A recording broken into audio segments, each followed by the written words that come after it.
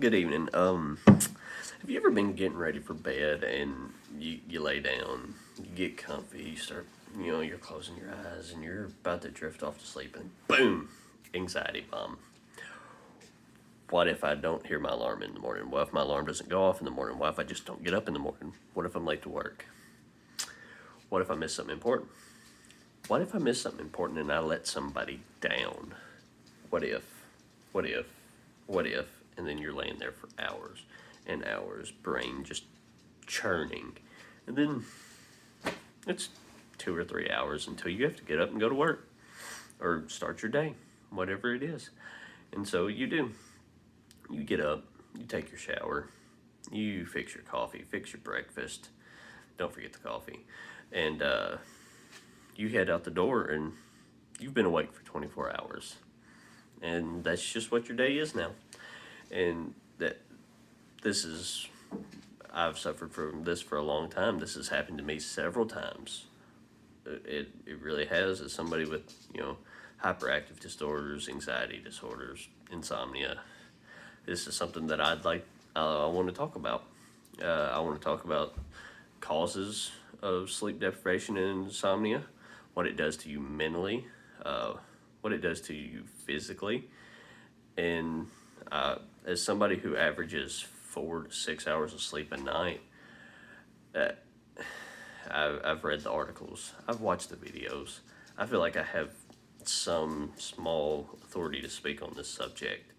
And so, what are some of the common factors in your average adult that cause insomnia? I mean, you have stress, work stress, school stress, relationship stress. You're at work, they ask you, hey, take on this project that you've never done before, and now it's all you can think about. You have a long commute to work. I used to have a long commute to work. I lived in the Jackson, Madison County area.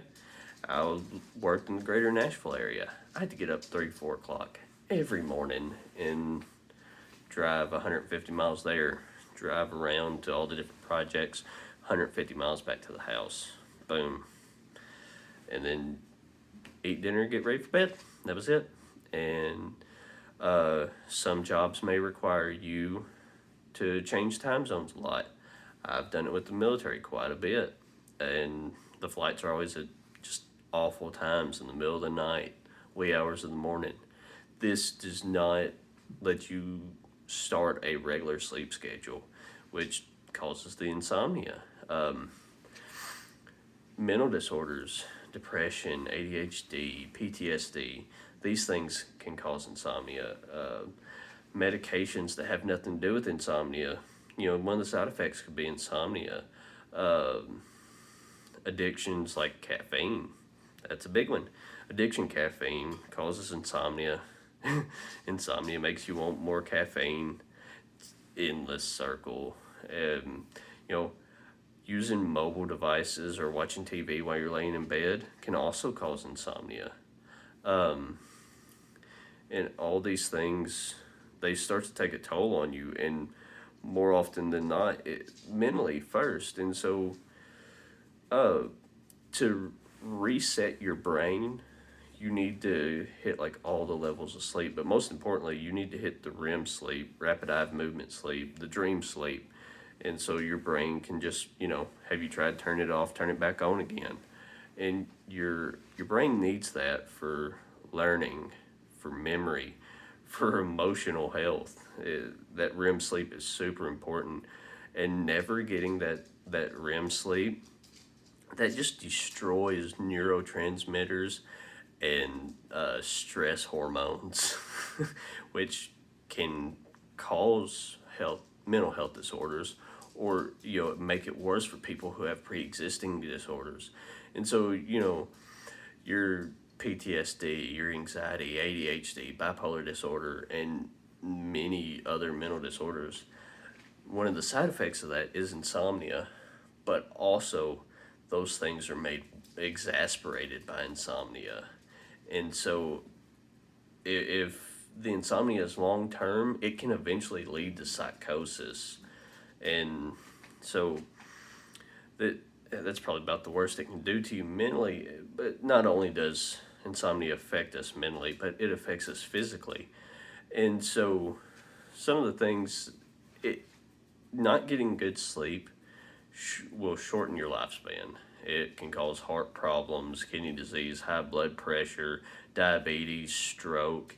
It feeding into this, it it uh, it creates a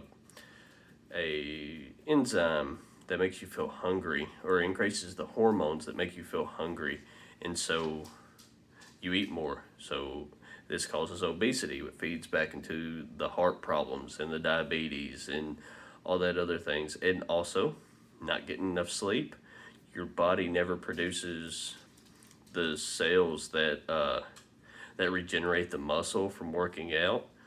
So not getting sleep, all that working out you're doing to fight the overeating, they're canceling each other out. Not only does this, your workouts and all that, but good sleep boosts your immune system so you don't get sick as often. I mean, really, and sleep deprivation can even cause fertility issues, and that's just awful. I, and I hope you've learned something, because I know I have. Even with all the things that I already knew about this, I've even learned something myself. And I hope maybe you didn't know about some of these causes or effects of insomnia. And, I hope you learned that no matter the cause of sleep deprivation, it affects everybody mentally and physically. And it, I hope I hope that you learned something from this, and that you can get something out of it and talk to somebody and get this taken care of.